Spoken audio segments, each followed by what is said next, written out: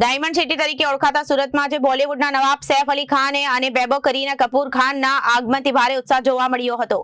મુંબઈથી પોતાના પરિવાર સાથે ખાસ સુરત પહોંચેલા સ્ટાર કપલનું સુરત ઇન્ટરનેશનલ એરપોર્ટ પર ભવ્ય સ્વાગત કરવામાં આવ્યું હતું અને બહાર નીકળતી સમયે કેટલાક યુવાઓએ કાળા વાવટા ફરકાવી વિરોધ પ્રદર્શન પણ કર્યું હતું। સૈફ અલી ખાન સુરતમાં આયોજિત સ્ટ્રીટ પ્રીમિયર લીગની ક્રિકેટ ટુર્નામેન્ટમાં પોતાની ટીમને સપોર્ટ કરવા અને મેચનો આનંદ માણવા માટે પરિવાર સાથે આવ્યા હતા।